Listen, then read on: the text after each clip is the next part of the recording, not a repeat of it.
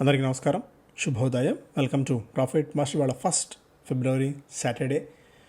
ఇవాళ బడ్జెట్ సందర్భంగా మార్కెట్స్ ఈరోజు కూడా పనిచేస్తున్నాయి. ఎందుకంటే బడ్జెట్ రోజున హ్యూజ్ వొలటాలిటీ తట్టుకోవడానికి, అంటే నెక్స్ట్ ట్రేడింగ్ సెషన్ వరకు మార్కెట్స్ స్టార్ట్ అయినప్పుడు హ్యూజ్ ప్రెషర్ మార్కెట్స్ మీద ఉండే ఛాన్సెస్ ఉన్నాయన్న ఒక అనుమానాల నేపథ్యంలో ఇవాళ కూడా ఇన్వెస్టర్స్కి, ఎస్పెషల్లీ ట్రేడర్స్కి అండ్ F&Oలో ట్రేడ్ చేసే వాళ్ళకి ఒక ఆప్షన్ ఇవ్వాలి, ఆపర్చునిటీ ఇవ్వాలనే ఉద్దేశంతో ఇవాళ మార్కెట్స్ పనిచేస్తున్న సంగతి మన అందరికీ తెలుసు.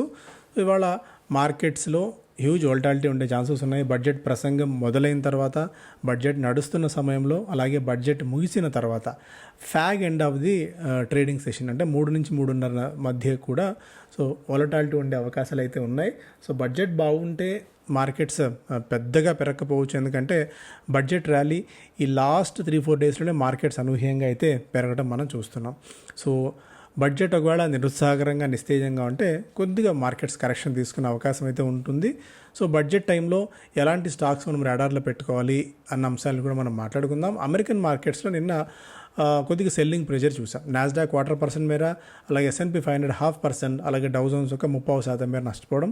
ఎందుకంటే ఇవాళ నుంచి రిటాలియేటరీ టారిఫ్ మెజర్స్ని డొనాల్డ్ ట్రంప్ చేపట్టారు. Canada, Mexico, China. Canada, Mexico మీద 25%, చైనా మీద 10% మేర టారిఫ్స్ అదనంగా విధించబోతున్నట్టు ప్రకటించారు. ఇది ఇమ్మీడియట్గా అది నిర్ణయం అమలు కాబోతోంది. ఇండియా మీద ఇంకా అలాంటి ఆలోచన ఏం లేదు, ఎందుకంటే ఫెబ్లో ప్రధానమంత్రి మోడీ గారు డొనాల్డ్ ట్రంప్తో భేటీ కాబోతున్నారు. వన్స్ అది అయిన తర్వాత మేబీ ఇద్దరి మధ్య సయోధ్య కుదిరితే వెల్ అండ్ గుడ్. ఒకవేళ సయోధ్య కుదరకపోతే అప్పుడు మళ్ళీ ఈ రిటాలియేటరీ టారిఫ్ మెజర్స్ ఏమైనా ఉంటే ఉండవచ్చు. బట్ పరోక్షంగా యుఎస్ ఎకానమిస్టులు వాదిస్తున్నది టారిఫ్స్ పెంచితే ధరలు పెరుగుతాయి, ఇన్ఫ్లేషన్ పెరుగుతుంది, మళ్ళీ వడ్డీ రేట్లు తగ్గించడానికి కష్టమవుతుంది. ఇలా చాలా అన్నీ ఒక క్యాట్ అండ్ ర్యాట్ రేస్ లాగా ఇవన్నీ ఉండే ఛాన్సెస్ ఉన్నాయి. కాబట్టి we have to wait and see ఇవన్నీ ఎలాంటి తర్వాత ఇంపాక్ట్స్ ఉంటాయో అన్నది. బట్ యాజ్ ఆఫ్ నో అయితే ఇమీడియట్గా దీన్ని ఒక న్యూస్గానే మనం చూడాల్సిన అవసరం ఉంటుంది. అండ్ గోల్డ్ పరంగా $2,800 ఫస్ట్ టైం క్రాస్ చేసింది. దేశీయంగా దాదాపు 85,000 రూపాయల మార్కుకి మెల్లగా గోల్డ్ చేరుకుంటుంది. త్వరలో ₹1,00,000 ఆశ్చర్యపోవాల్సిన అవసరం లేదన్నట్టుగా కూడా దీన్ని బట్టి చూస్తే మనం అర్థం చేసుకోవచ్చు. $2,831 దగ్గర as of now gold trade అవుతుంది. అండ్ ఆయిల్ పరంగా మనం చూస్తే $76 దగ్గర as of now crude trade కావడం చూస్తున్నాం. ఇది ఇంటర్నేషనల్ మార్కెట్స్ పరంగా ఉన్న అప్డేట్స్ చూస్తే. అండ్ స్టాక్స్ పరంగా అంటే స్పెసిఫిక్గా బడ్జెట్ వస్తున్న టైంలో మనం మేజర్గా చూసే స్టాక్స్, ఒకటి రైల్వే రిలేటెడ్ స్టాక్స్. ఈ మధ్యకాలం ఎందుకంటే రైల్వేకి సపరేట్గా బడ్జెట్ పెట్టి రైల్వే మీద ఫోకస్ థర్స్ట్ ఎక్కువగా ఉన్న తరుణంలో రైల్వే రిలేటెడ్ స్టాక్స్ అన్నింటిలోనూ మనం యాక్టివిటీ గమనించవచ్చు. రైల్వేకి బడ్జెట్ పెరిగింది, క్యాపిటల్ అవుట్లే పెరిగింది అన్న వార్త ఏదైనా వచ్చిన వెంటనే ఇమీడియట్గా రైల్వే రిలేటెడ్ స్టాక్స్లో మనం జోష్ చూస్తాం.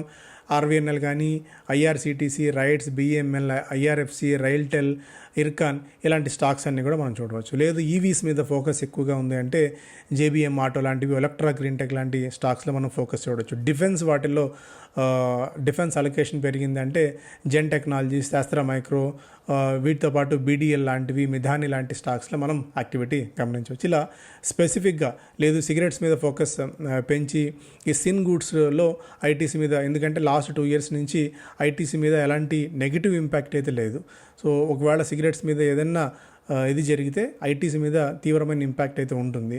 టూరిజంని ప్రమోట్ చేయడానికి టెంపుల్ టూరిజం, ఇప్పుడు ఈ మధ్య మనం చూస్తున్నాం ఈ టెంపుల్ టూరిజం, డివోషనల్ టూరిజం లాంటివి, వాటికి కొద్దిగా ఫోకస్ ఏదైనా పెంచి లేఅవుట్ ఏదైనా ఇస్తే, లైక్ హోటల్ ఇండస్ట్రీకి ఇన్ఫ్రా హోదా కనుక ఇచ్చినట్టయితే హోటల్ రిలేటెడ్ స్టాక్స్లో లైక్ లెమన్ ట్రీ కానీ, చాలెట్ కానీ, ITC hotels plus Indian hotels లాంటి స్టాక్స్లో మనం యాక్టివిటీ గమనించవచ్చు. ఇలా ఫోకస్ ఓరియంటెడ్ ఉంటుంది. అండ్ కన్జ్యూమర్ ఇన్ఫ్లేషన్ పెరుగుతున్న తరుణంలో కొద్దిగా సామాన్యుడికి ఊరటనిచ్చే అంశం ఏదైనా ఇస్తే HUL, Marico, Nestle, Tata consumer, Adani Wilmar లాంటి స్టాక్స్ చూడవచ్చు. లేదు సామాన్యుడికి మనకి సెక్షన్ 80 C80D వాటిలో అంటే మనకి ఏవైతే ట్యాక్స్ రిబేట్స్ తీసుకుంటామో ఆ పాయింట్ ఆఫ్ టైంలో కొద్దిగా ఏదైనా సెక్షన్ 80C కింద ఊరట లభించి ఇన్వెస్ట్మెంట్స్ చేసుకునేందుకు ఆప్షన్ పెంచి ట్యాక్స్ రిబేట్ కనుక పెంచినట్టయితే లైక్ హౌసింగ్ లోన్ విషయంలో కానీ వాటిలో housing related stocks like LIC housing finance కానీ ఇలాంటి స్టాక్స్లో NBFC స్టాక్స్లో కానీ మనం కొద్దిగా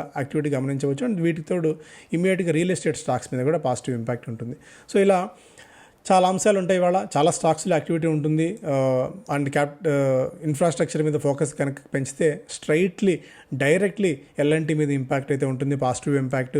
వీటికి తోడు యాక్షన్ కన్స్ట్రక్షన్ ఎక్విప్మెంట్స్ లాంటి స్టాక్స్లో వీటన్నిటిలో కూడా మనం యాక్షన్ గమనించే ఛాన్సెస్ అయితే ఉన్నాయి. సో ఏదైనా సరే అవగాహన ఉండి ట్రేడ్ చేసే ఛాన్సెస్ ఏదైనా ఉంటే ట్రేడ్ చేసేందుకు మీకు అవగాహన ట్రేడ్ చేయగలిగితే ట్రేడ్ చేసుకోండి, లేదంటే బెటర్ అవాయిడ్. లేదు ట్రేడ్ చేసి తీరాలి అంటే మాత్రం పొజిషన్స్ని లైట్గా ఉంచుకోవడం మంచిది ఇవాళ. ఎందుకంటే హ్యూజ్ వాలటాలిటీ ఉండే ఛాన్సెస్ ఎక్కువ ఉన్నాయి. అంటే 200-300 పాయింట్లు పైకి కిందికి నిఫ్టీ అటు ఇటు కదలాడినా కూడా మనం ఆశ్చర్యపోవాల్సిన అవసరం లేదు. సో దానికి తగ్గట్టు మీ ఫైనాన్షియల్ ప్రిపరేషన్స్ చూసుకోవడం మంచిది. ఇక మిగిలిన స్టాక్స్ పరంగా ఒకసారి చూస్తే రిజల్ట్స్ అనౌన్స్ చేయబోతున్న కంపెనీల జాబితా ప్రకారం Aarti, Anantharaj, GR infra, Jayaprakash ventures, నియోజన్ chemicals, వినతి లాంటివి ఉన్నాయి. ఇంతకుముందు ఇన్ఫ్రా స్పేస్లో మాట్లాడుకున్నట్టు GR ఇన్ఫ్రా కానీ, విష్ణుప్రకాష్ పుంగ్లియా కానీ వీటన్నిటిలో కూడా మనం యాక్షన్ గమనించే అవకాశం ఉంది. ఒకవేళ హెల్త్ కేర్కి ఫోకస్ కనుక పెంచినట్టయితే HCG, Narayana Hrudayalaya, Apollo hospitals లాంటి స్టాక్స్లో కూడా మనం ఫోకస్ చూడవచ్చు. ఇండస్ఇండ్ బ్యాంక్ రిజల్ట్స్ చూసాం. రిజల్ట్స్ వచ్చాయి. రెవెన్యూ 1% మేర క్షీణించింది, ప్రాఫిట్ 39% మేర తగ్గింది. బంధన్ బ్యాంక్ రెవెన్యూ 12% మేర పెరిగింది, ప్రాఫిట్ 42% మేర తగ్గాయి. ONGC రెవెన్యూ 0.5% మేర పెరిగితే నెట్ ప్రాఫిట్ 31% మేర తగ్గింది. మధ్యంతర డివిడెండ్ ₹5 ఒక్కొక్క స్టాక్కి కంపెనీ ప్రకటించింది. సో ఇవి ప్రధానంగా. పూనావాలా రెవెన్యూ ఫ్రమ్ ఇన్కమ్ దాదాపు 40% దాకా పెరిగింది. Net profit from continuing operations 93% మేర తగ్గింది. ఎందుకంటే ఇంపైర్మెంట్ ఎక్స్పెన్సెస్ ₹347 కోట్ల మేర ఉన్నాయి కాబట్టి దాని ఎఫెక్ట్ ప్రాఫిట్ మీద అయితే పట్టం చూస్తున్నాం. సో ఇది. అండ్ మిగిలిన వీటి పరంగా ONGC board approves acquisition of 1.15 crore shares of JV Mangalore SEZ from ILFS. వారి energy receives a notification of award from Solar Energy Corporation for 90,000 MT annum green hydrogen production unit. So adokati. Nestle adds KitKat production line of up to 1100 crores. So 1100 కోట్ల రూపాయలతో production line ఒకటి KitKat production కోసం Nestle launch చేసింది గుజరాత్లో. Okay. Punjab national bank MCLRని 5 basis points పెంచింది. Okay. ఇవన్నీ చిన్న స్టాక్స్ ఏదైనా యాక్టివిటీ ఉన్నా ఈ బడ్జెట్ ర్యాలీలో, ఈ మ్యారథాన్లో అవన్నీ కొట్టుకుపోయే ఛాన్సెసే ఉంటాయి. సో ఇండస్ఇండ్ బ్యాంక్ రిజల్ట్స్ నెగిటివ్గా ఇచ్చింది. ONGC అంతంత మాత్రం రిజల్ట్స్ అనౌన్స్ చేసింది. సన్ఫార్మా 15% మేర when compared to the last year ప్రాఫిట్స్లో జంప్ అయితే చూసాం. LIC హౌసింగ్ ఫైనాన్స్ ప్రాఫిట్స్ 23% మేర పెరిగాయి. విశాల్ మెగామార్ట్ ప్రాఫిట్స్ దాదాపు 28% మేర పెరిగాయి. సో ఇవి ప్రధానమైన వార్తలు. ఎకనామిక్ టైమ్స్ ఫస్ట్ పేజ్లో నిన్న వచ్చిన ఎకనామిక్ సర్వే మీద ఓవరాల్గా అటు economic times and business standard రెండు నింపేశారు. Fundamental strong, time to ace China +1 strategy. ఒకవేళ మనతో సయోధ్య కనుక కుదిరి యుఎస్కి చైనా మీద ఈ టారిఫ్స్ అలాగే పెంచుకుంటూ వెళ్తే మ్యానుఫ్యాక్చరింగ్ సెక్టార్కి మన దగ్గర అనూహ్యమైన డిమాండ్ అయితే ఉంటుంది. సో దాన్ని మనం ఏ మేరకు ఒడిసి పట్టుకుంటాము అన్నది కూడా ఇంపార్టెంట్. ఎందుకంటే ఇంతకాలం టెక్స్టైల్ ఇండస్ట్రీలో బంగ్లాదేశ్ మనకి పోటీగా ఉండేది. బంగ్లాదేశ్లో ఉన్న అనిశ్చితి, అంతర్యుద్ధం కారణంగా అది కొద్ది గొప్ప వియత్నాంకు ట్రాన్స్ఫర్ అవుతుంది. ఆ వియత్నాం నుంచి టెక్స్టైల్ మనం ఏ మేరకు తీసుకుంటాం, ఆటోమొబైల్ ఇప్పటికే కొద్దిగా Apple phone production point of వ్యూలో మనం దాదాపు ₹1.5 కోట్ల మేర ఫారెక్స్ ఆదా చేసుకోగలుగుతున్నాం. ఇక్కడ నుంచి విదేశాలకు ఎగుమతి చేయగలుగుతున్నాం. చైనా మీద ఇంపాక్ట్ ఉంటే అటు వియత్నాం మీద, చైనా మీద ఉన్న బిజినెస్ని మనం యాపిల్ నుంచి తీసుకోవచ్చు ఎలక్ట్రానిక్స్ పాయింట్ ఆఫ్ వ్యూలో. సో ఇవన్నీ కూడా ఉన్నాయి. సో రాబోయే 5 ఏళ్ల పాటు, రాబోయే 10 ఏళ్ల పాటు సో గోల్డెన్ ఆపర్చునిటీ మనకి మార్కెట్స్లో ఇన్వెస్ట్ చేసుకునేందుకు. వీటిని మనం గమనంలో పెట్టుకొని ఈ చిన్న మార్కెట్స్ కరెక్షన్ ఏమాత్రం పరిగణలోకి తీసుకోకుండా లాంగ్ టర్మ్ దీన్ని దృష్టిలో పెట్టుకోవడం మంచిది. And the eagle has banded. Trump shakes a fist at BRICS, threatens 100% tariffs over dollar alternative. So డాలర్కి ఆల్టర్నేటివ్గా ఏ దేశం సమాయత్తమైనా, ఏ దేశం ముందుకు వచ్చినా కూడా వాళ్ళ మీద ఉక్కుపాదం మోపుతాము అన్నట్టుగా కూడా చెప్పారు డొనాల్డ్ ట్రంప్.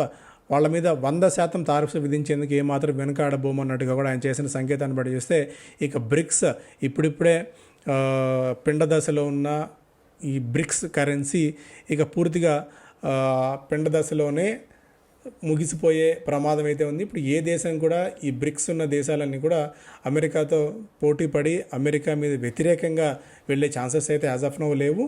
సో దీని మీద మనం పెద్దగా మాట్లాడుకోవడానికి అవకాశం కూడా లేదు. Vedanta bets on steel again, plan 7-fold capacity boost, అదొకటి వేదాంతకు సంబంధించి. ఇండస్ఇండ్ బ్యాంక్ ఆల్రెడీ మాట్లాడుకున్నాం. ఎల్ఎన్టీ 4% మేర రిజల్ట్స్ అంతంత మాత్రంగా ఉన్నప్పటికీ కూడా ఎల్ఎన్టీ దాదాపు 4% మేర పెరిగింది. ఆర్డర్ ఇన్ఫ్లోస్ దీనికి ప్రధానమైన కారణం. అండ్ ఇన్ఫ్రా మీద బూస్ట్ పెరిగినంత కాలం, ఇన్ఫ్రా మీద స్పెండింగ్ మన దేశంలో పెరిగినంత కాలం ఎల్ఎన్టీకి తిరుగులేదు. ఎందుకంటే Indian economy infrastructure growth equal to directly proportionate to LNT అనడంలో ఏమాత్రం సందేహం లేదు. కొటాక్ లాంటి ఆర్గనైజేషన్స్ 3,650 ఫెయిర్ వాల్యూ ఇచ్చి 4,550 దాకా వివిధ బ్రోకింగ్ కంపెనీస్ టార్గెట్ ప్రైస్ ఇచ్చాయి. 4,300 to 4,500 మధ్య ఎల్ఎన్టీకి టార్గెట్ అయితే ఉంది.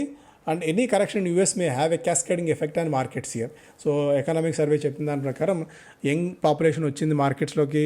సో డబ్బులు బాగా ఫ్లో ఉండడం వల్ల విపరీతంగా మార్కెట్స్లోకి ధనం వచ్చి పడిన తరుణంలో మన మార్కెట్స్ పెరిగాయి. ఒకవేళ యూఎస్లో ఏదైనా నెగిటివ్ ఎఫెక్ట్ కనుక వస్తే దాని క్యాస్కేడింగ్ ఎఫెక్ట్ మన మీద కూడా గట్టిగా ఉంటుంది అన్నట్టు కూడా ఎకనామిక్ సర్వే ఒక సంకేతం అయితే ఇచ్చింది. కోర్ సెక్టార్ గ్రోత్ 4% మేర, సో 4%కి పరిమితమైంది డిసెంబర్ నెలలో. బిజినెస్ స్టాండర్డ్ ఫస్ట్ పేజ్లో economic survey bats for deregulation stimulus, profitability versus hiring in India ink needs a relook. So chief economic adviser చెప్తున్నారు ప్రైవేట్ కంపెనీస్, ప్రైవేట్ సంస్థలు ఇన్వెస్ట్మెంట్ని ర్యాంపప్ చేయాల్సిన టైం ఆసన్నమైంది అన్నట్టుగా కూడా. Meaningful market correction likely. So economic సర్వేలో కూడా ఇదే అంశం, మీనింగ్ఫుల్ మార్కెట్ కరెక్షన్ రావాలి, కరెక్షన్ ఉండవచ్చు. ఎందుకంటే అహెడ్ హ్యాబిట్స్ వాల్యుయేషన్స్ మార్కెట్స్ పెరిగిన తరుణంలో ఓన్లీ ఆప్టిమిజం అండ్ యూఎస్ నుంచి వచ్చిన పాజిటివ్ సంకేతాలు మాత్రమే మన మార్కెట్స్ని ముందుకు నడిపించిన తరుణంలో మీనింగ్ఫుల్ కరెక్షన్కి ప్రిపేర్ అయి ఉండండి అన్నట్టుగా కూడా ఎకనామిక్ సర్వే చెప్తోంది. అజంతా ఫార్మా స్టాక్ పీక్ జనవరి హై నుంచి దాదాపు 10% మేర పెరిగింది. ఎల్ఆర్ఐ క్యాపిటల్ దీనికి అక్యుములేషన్ రేటింగ్ ఇస్తోంది. అలాగే లోధా బ్రదర్స్ మధ్యవర్తిత్వం చేయడానికి Bombay high court on Friday appointed retired supreme judge RV Raveendran to mediate between the real estate tycoons. అలాగే Ola electric reclaims driver seat in electric vehicle race, 2-wheeler race, TVS Bajaj stay on its tail. So ఇవి ప్రధానమైన వార్తలు. So మళ్ళీ చెప్తున్నట్టు budget ఉంది, 10 తర్వాత activity చాలా స్ట్రాంగ్గా స్టార్ట్ అవుతుంది. So evening and mid session తర్వాత యాక్టివిటీ ఉంటుంది. Last fag end of the సెషన్లో కూడా సో వోల్టాలిటీ ఉండే ఛాన్సెస్ ఉంది. సో ట్రేడర్స్ దానికి తగ్గట్టు మీ పొజిషన్స్ను సిద్ధం చేసుకోవడం మంచిది. సో ఇవి ప్రధానమైన వార్తలు. Thank you so much.